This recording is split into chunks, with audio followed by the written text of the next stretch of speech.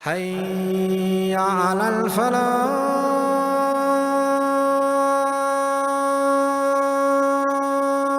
The Prophet of Allah in the authentic hadith, speaking to Sahaba, speaking to the greatest ummah that ever walked the earth, speaking to your fathers, speaking to a ummah that happily gave their lives for the pleasure of Allah.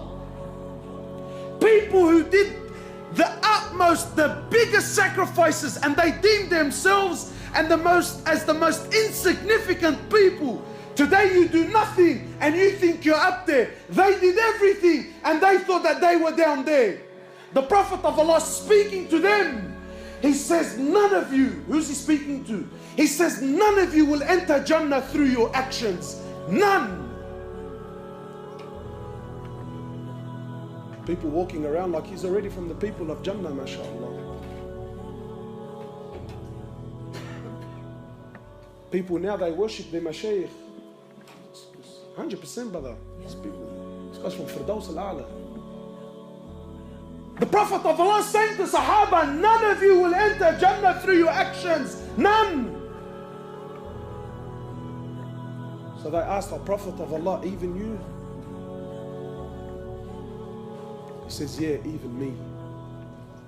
Sallallahu alayhi wa sallam. The greatest mujahid was Muhammad sallallahu alayhi wa sallam. The greatest teacher was Muhammad sallallahu alayhi wa sallam.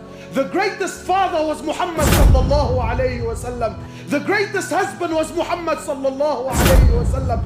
The greatest mercy to humanity was Muhammad sallallahu alayhi wa sallam. The greatest abid to ever worship Allah Azza wa Jal was Muhammad sallallahu alayhi wa sallam. The greatest messenger to ever walk the earth was Muhammad sallallahu alayhi wa sallam. The greatest prophet to ever receive revelation was Muhammad sallallahu alayhi wa sallam. The greatest creation that Allah ever created was Muhammad sallallahu alayhi wa sallam. And he says, even me. Except and only if Allah Azza wa Jal was to show mercy upon me.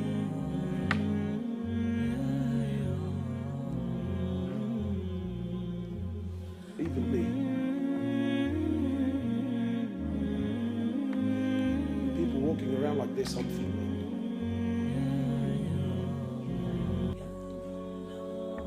Prophet of Allah tells us of a man who worshipped Allah for 500 years.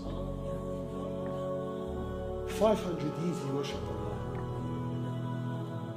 And then when he stood before Allah,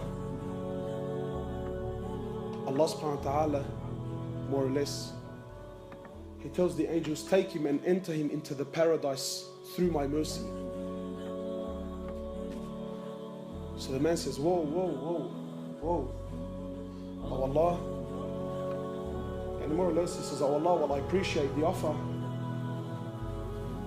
I couldn't help but hear that you said you want me to enter through your mercy. Oh Allah, I don't want to enter through your mercy. I want to enter through my actions, oh Allah.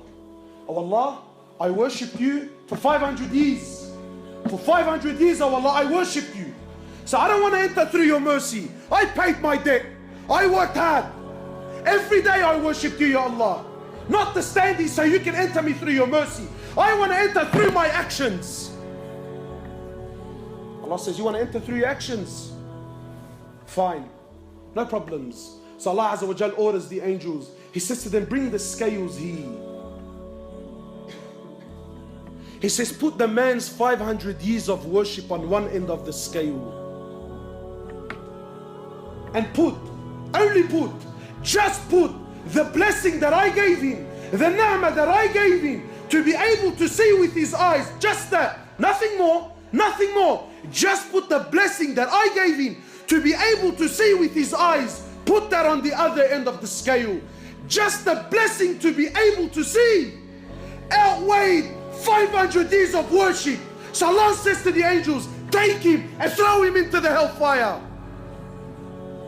Then and only then, he says, oh Allah, please, oh Allah, please, I am content with your mercy.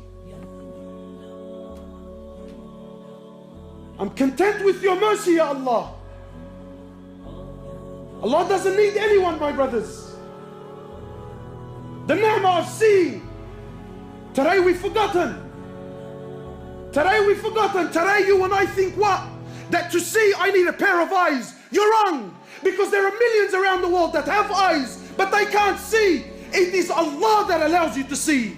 Today you think to hear, I need a pair of ears. You're wrong. Because there are millions around the world that have ears. They're stuck on their heads, but they can't hear, my brother. It is Allah that allows you to hear. Today you think to walk, I need a pair of legs. You're wrong. There are millions around the world that have legs, but they can't walk. It is Allah and Allah alone that allows you to walk.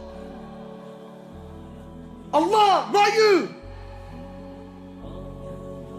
Allah, not you. Allah doesn't need you, my brother. Allah doesn't need me. Allah doesn't need us. And we have to understand, because this is Aqeedah. You have to know this so that when you worship, you are always humbled. When you worship Him, you never have pride. When you worship Him, you never have arrogance. Because you know, at any given point in time, I am where I am only through His mercy. Only through His rahmah, I am where I am. Not because of your own actions. And to know with depth, with yaqeen, with certainty, that Allah, the King of Kings, doesn't need anyone. He doesn't need anyone, my brothers. Wallahi, everything you see around you, everything. Today, the Muslims have so much fear in their hearts. Fear. Fear of the kuffar, fear of the West, fear of laws, fear of regulations, fear of this and fear of that. But to know that Allah Azza wa Jal is not in need. Wallahi, my brothers, wallahi, I take an oath by Allah. You have to come to terms. You have to come to believe with certainty that every single human being, whoever lived, whoever's living, and whoever is to come and live on this earth, wallahi, every single human being, every single jinn, every single animal that walks on this earth, every single bird that takes the flight in the sky, every single fish that swims in the oceans of Allah Azza wa Jal, wallahi, every single land, every single country, wallahi, with all their governments and all their military force and all their might and all their science and all their money and all their know-how, all with the exception of none, every country, every tree, every grain of sand, every mountain, every river, every ocean, wallahi, every star, every sun, every moon, every single planet, every single angel, the billions and billions and billions of angels, all of them, with the exception of none, Mikael, Jibrail, Israfil, all, the first heaven, the second heaven, the third heaven, the fourth heaven, the fifth heaven, the sixth heaven, the seventh heaven, the ocean above it, the eight that carry the throne of Allah, the arsh of Allah, all are dead. All are dead. Nothing moves, nothing stops, nothing makes, nothing breaks, nothing gives, nothing takes, nothing rises, and nothing falls, nothing harms, and nothing benefits in Allah. And until this yaqeen and faith is in your heart, that nothing, that everything is dead, everything, except Allah. Allah doesn't need anything, anyone. No prophet, no angels, no jinn, no ins. We need Him. He's Al-Hayyul Qayyum. He's the ever-living. So you might say, brother, I'm alive. What's so special about that? I'm living. Yeah, but your living is dependent on His existence. He's the first with no beginning. He's the last with no ending. He is Allah. He is Allah. Al-Malik. He's the King.